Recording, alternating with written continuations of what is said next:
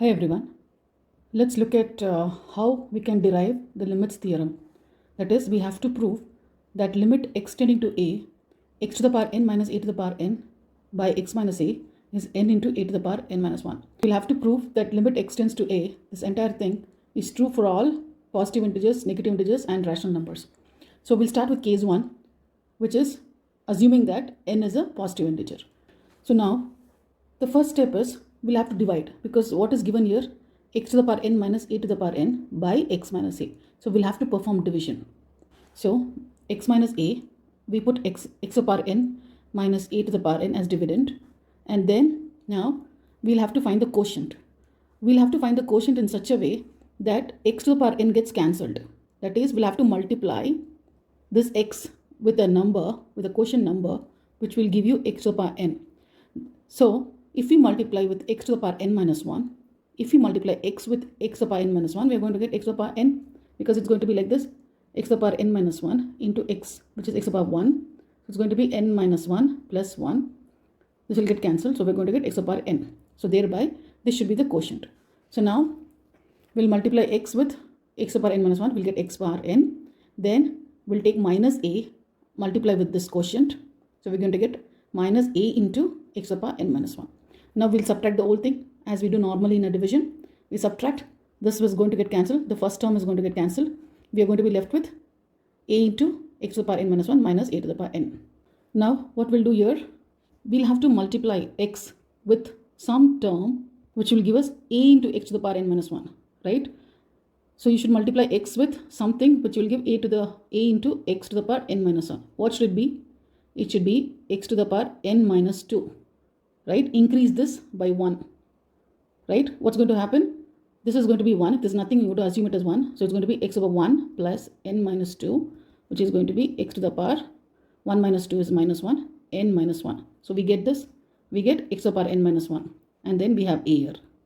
Right? So we'll have to put the quotient as a into x to the power n minus 2. Because if you multiply x with this entire thing, you're going to get a into x to the power n minus 1. Why? Why we need this? So that we can cancel this first term. And then we have minus a here, that we will multiply with this quotient, a into x to the power n minus 2. So we're going to get a into a is a square, there is minus here, minus a square into x to the power n minus 2. Now we will subtract the entire thing. So this will get cancelled. This first term will get cancelled. We are left with a square into x to the power n minus 2 minus a to the power n. Now we'll continue. We'll again continue the same thing. Now we need to get a square into x to the power n minus 2. We will have to put the quotient as something which, if multiplied with x, we will get this. So x into something should give a square x into n minus 2. We should get this. So what should it be? So we need a square for sure, because we need to get a square. And we need to get x to the power n minus 2. That means it should be x to the power n minus 3.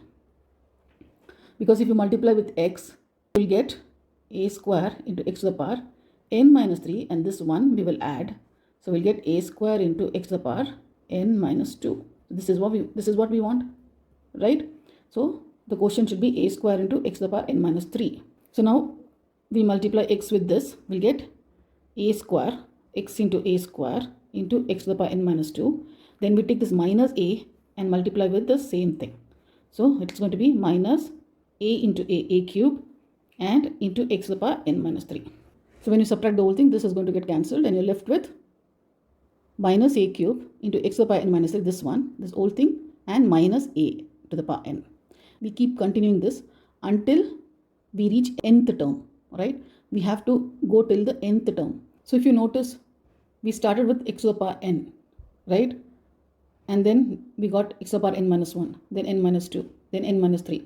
So we have to keep on going until n minus 1, n minus 2, n minus 3, and finally it's going to be n minus n, which is going to be 0. It's going to be n minus n, which is x to the power 0.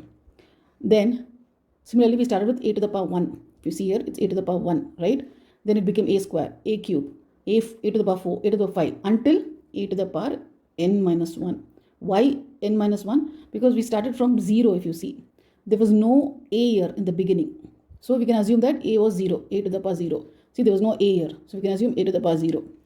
So now we assume that the last term is a to the power n minus 1 and x to the power 0. That is x to the power n minus n.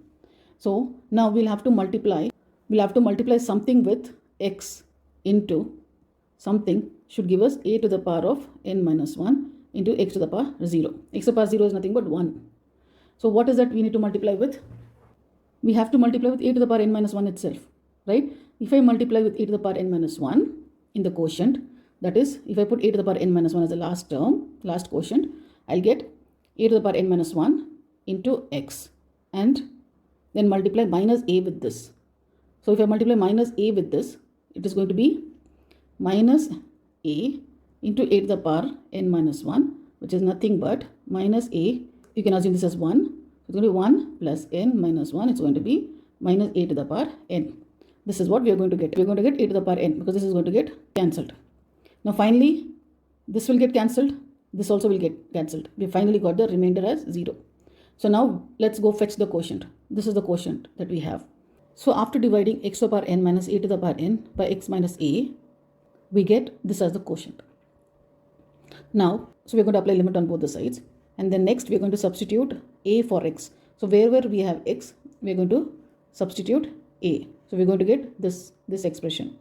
Now we have a to the power n minus 1. For the second term, we have a into a to the power n minus 2. That is, we're going to add the powers now. 1 plus n minus 2 is going to give us n a to the power n minus 1. 1 minus 2 is minus 1. So now we go to the second term. We add the powers 2 plus n minus 3, which is going to be a to the power 2 minus 3 is 1 and n. So it's going to be n minus 1. So if you continue to do this, you'll get this expression, right? Everywhere it's going to be a to the power n minus 1. So this is going to happen n times, right? So that means it's n into a to the power n minus 1. This is going to be n terms basically, because when we divided also, we divided it n times. So we're going to get n terms, which is nothing but n into a to the power n minus 1. So we have proven the first case that limit extending to a for positive numbers, it's going to be n into a to the power n minus 1. Now, second case, we'll assume that n is a negative number. So what we will do is, instead of n, we'll put it as minus m. So now, instead of n, we'll keep substituting minus m everywhere, right? X to the power minus m minus a to the power minus m. Now, how can we write this minus m? X to the power minus m is nothing but 1 by x to the power m. When you get this m down, it's going to become positive. So it's going to be 1 by x to the power m. Same is the case with a to the power minus m. So it's going to be 1 by a to the power m. So we can write it in this form. And then we have x minus a in the denominator. So we'll cross multiply this, right? We'll cross multiply. We'll get a to the power m minus x to the power m by x to the power m into a to the power m. So now if you solve this, this is going to be a to the power minus x to the power m by this one into this one. That is this into this. You're going to get this, right? Now we'll take minus 1 common because we want it in this form. We want it in x minus a form. Here we have a minus x form. So we'll take minus outside. So we'll get it as, we'll swap it. So we'll get x to the power m minus a to the power m if you take minus 1 outside. And then we have the denominator as is. Now we'll apply limit on both the sides. So what we will get when you apply limit on both the sides, you will have to substitute x with a. So it's going to be a here, right? It's going to be, instead of x, it's going to be a. And we know, and this entire form, this is nothing but, in case 1 we proved that anything of this form, it's going to be n into a to the power n minus 1. So here instead of n, we have m. So it's going to be m into a to the power m minus 1. We'll substitute this. And here we have already substituted x with a. So this is going to be minus into this. So minus m into a to the power m minus 1. We can take these powers on top, right? M plus m is 2m. We can take it on top. So it's going to be coming with a negative sign. So it's going to be minus m and minus m. So it's going to be minus m into this one into a to the power minus m minus 1. This and this is going to get cancelled. We are left with minus 1 minus m. Minus 1 minus m. Earlier in the first step, we had assumed that n is equal to minus m, right? Now we have minus m here. So we can put n here. Instead of minus m, we'll put n. Instead of minus m, we're going to put n. So it's going to be n here. So now we got that final thing, n into a to the power n minus 1. So limit extending to a, this entire thing is equal to n into a to the power n minus 1. So we proved this theorem for negative numbers also, right? Now let's prove the same thing for rational numbers. So for rational numbers, let's assume that n is equal to p by q, right? Where p and q are integers. So what we do, instead of n, wherever you see n, you just put p by q, right? Now see, the objective is to ensure that we get this form. We want this form, x to the power minus a to the power n by x minus a. We want this form, because if we have this form, then we can substitute and get it like this. We can substitute this one for this entire expression. So what we will do, here we have p by q. We can split p by q as, we can write p by q as, p into 1 by q. It's the same thing, right? We can write it as p into 1 by q. So what we're doing, we are putting 1 by q inside, putting p outside. Here also, 1 by q inside, p outside. Now if you visualize this, this is actually of this form, right? Just that there are two powers, but it actually of this form. To make it even more clear, we'll assume that x to the power 1 by q is y, and a to the power 1 by q is b, right? We can assume that. So instead of putting this double powers, we'll substitute this x to the power 1 by q as y. And we already have a p here, so we'll put that p here. And then instead of a to the power 1 by q, we'll put b, and then we have p here. Similarly, in the denominator, instead of x, we will have to put, so we said that y is equal to x to the power 1 by q, which means now you want x alone, right? You just want x alone. So how do you calculate x? So what you can do is, both the sides you can multiply with q, right? So that you balance it. Now what's going to happen? It's going to be y to the power q is equal to, q and q will get cancelled, so you will be left with x, which means x is nothing but y to the power q. Same thing we can do with b is equal to, we said b is equal to a to the power 1 by q. We'll multiply both the sides with q as power. So we're going to get b to the power q. This is going to get cancelled. We're going to get a. So instead of a, we'll put b to the power q. Now we want this of the form x to the power n minus a to the power n by x minus a. Now here we have this way.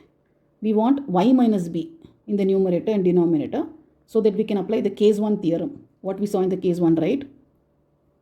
We want to divide both numerator and denominator by y minus b. Now you see this form and this form, it's like this. So now we apply this limit formula, we'll get p is the power, instead of n we have p here, p into b to the power p minus 1, and denominator we're going to get q, because q is the power here, right? Q into b to the power q minus 1, which is nothing but p by q into, you can take this entire thing on top, so it's going to be coming with a negative sign, so q is going to become minus q, minus 1 is going to become plus 1. So when you solve this, you're going to get p by q into b to the power, minus 1 and plus 1 is going to get cancelled, so you're left with p minus q. Now we'll have to substitute it back. We had assumed that b is nothing but a to the power 1 by q. So instead of b, we'll put a to the power 1 by q, and then we'll take this power. So we're going to get p minus q as is. So what's going to happen? We're going to get p by q into a to the power p by q. That is, you're going to multiply these two powers. So when you multiply 1 by q into p minus q, you're going to get p by q minus q by q. This is going to get cancelled. So you're going to get p by q minus 1. P by q minus 1. Now we had assumed that let n be p by q. In our first step, we assume that n is equal to p by q. So instead of p by q, we are going to put n, right? So we have proved that even if n is a fraction, we'll get the same value, n into a to the power n minus 1. Thus, from case 1, case 2 and case 3, we have proven the theorem.